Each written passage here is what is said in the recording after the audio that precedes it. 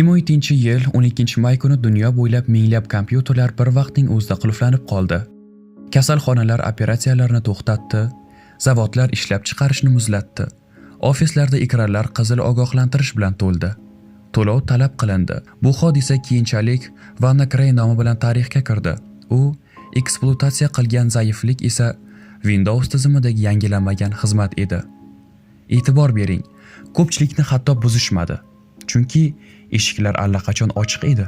Ko'pincha hakkerlar sizning tizimingizni buzishmaydi. Siz o'zingiz doim eshikni ochasiz. Bu oddiy mexanizm. Keling, mexanizmni birgalikda ochamiz. Siz obuna bo'ling, biz esa davom etamiz. Phishing bu zamonaviy firibgarlikning eng oddiy, eng samarali usuli. Sizga xat keladi. Dizayn tanish, logotip o'xshash, matn ishonchli, hisobingiz bloklandi, yetkazib berish amalga oshmadi. Shoshilinch tasdiqlang. Barmog'ingiz bosadi, link ochiladi. Sahifa aslidan farq qilmaydi. Login, parol va tamom. Siz ma'lumotni o'zingiz berdingiz. Hech kim devorni yorib kirmadi. Siz eshikni ichkaridan ochdingiz. Phishing ishlaydi, chunki u texnikani emas, odamni nishonga oladi. U shoshilinchlik yaratadi, qo'rquv uyg'otadi, mukofot va'da qiladi. Inson esa tez qaror qabul qiladi. Xususan, telefon ekranida kichik ekran, tezkor harakat, tekshiruv yo'q, bir marta bosish yetadi.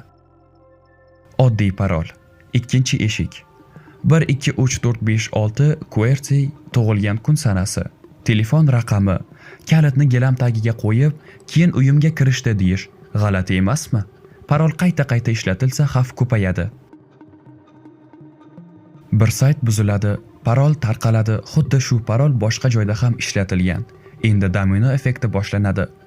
Email ochildi, demak tiklash xatlari ham ochiladi. Ijtimoiy tarmoq ochildi, demak obro' xavf ostida. Bulutli xotira ochildi, demak hujjatlar, suratlar, loyihalar ketdi. Sizning telefoningiz siz haqingizda ma'lumotlarga to'la. Tasavvur qiling, birgina barmoq va ular email orqali butun arxivga yo'l ochsa, nima bo'ladi? Uchinchi eshik. Ikki faktorli tasdiq bu qo'shimcha qulf. Parolni bilishning o'zi yetmaydi. Telefoningizga kod keladi, ilovada tasdiq so'raladi, fizik kalit kerak bo'ladi. 2FA bo'lmasa, parol yagona to'siq. Yagona to'siq esa juda zaif bo'lishi mumkin. Menga hech kim qiziqmaydi degan fikr xavfli. Hakkerlar odatda maqsadli emas, avtomatlashtirilgan hujum qiladi. Millionlab login parol kombinatsiyasi sinovdan o'tkaziladi. Kim ochiq bo'lsa, o'sha kiradi. Bu shaxsiy adovat emas, bu statistika. Siz nishon emassiz, siz imkoniyatsiz qoldirilgan eshiksiz. Phishingning kuchi asosan nusxada, soxta domen ko'rinishda aslidagiga o'xshaydi. Bir harf farq qiladi. RN o'rniga M, .com o'rniga .corn. Ko'z sezmaydi, aql shoshadi, barmoq bosadi, ba'zan SMS keladi. Ba'zan messenjerda havola yoki reklama sifatida chiqadi. Ular sizni buzmaydi, siz ularni ichkariga taklif qilasiz. Login qilmasam bo'lmaydi degan bosim ostida. Yana bir haqiqat. Ochiq Wi-Fi, kafe, aeroport, mehmonxona, parolsiz tarmoq, siz kirasiz, email ochasiz, bank sahifasini tekshirasiz, trafik kuzatilish mumkinligini o'ylamaysiz. Shifrlanmagan ulanish, ochiq xat. Kimdir o'qishi mumkin. Bu ham eshik, yangilamaslik ham eshik. Tizim update available deydi. Siz later deysiz. Keyin yana bir later. Har bir yangilanish yopilgan teshik, har bir kechikish ochiq eshik. 2017-yildagi voqea shuni ko'rsatdi. Yamoq mavjud edi, faqat vaqtida o'rnatilmagan. Natija og'ir bo'ldi. Men sizga qo'rqinchli tafsilotlarni aytmayman, lekin mexanizmni tushunish kifoya. Hujum ko'pincha murakkab koddan emas, oddiy beparvolikdan boshlanadi. Menga bo'lmaydi, eng xavfli parol. Parol menejeri ishlatmaslik, xotiraga ishonish. Xotira esa qulaylikni tanlaydi. Qulaylik xavfsizlikka qarshi ishlaydi. Kuchli parol uzun bo'ladi, tasodifiy bo'ladi, har joyda turlicha bo'ladi. Buni eslab yurish qiyin. Shuning uchun odamlar soddalashtiradi. Soddalik esa tahdidni oshiradi. Hozirda phishing xatlari endi oddiy emas. Ular siz haqingizda ma'lumot bilan keladi. Ismingiz, kompaniyangiz, hatto yaqinda qilgan postingizga ishora. Bu ijtimoiy muhandislik sizni buzish emas, sizni ishontirish. Ishonganingiz zahoti hammasi ochiladi. Men antivirus qo'yganman deyish yetarli emas.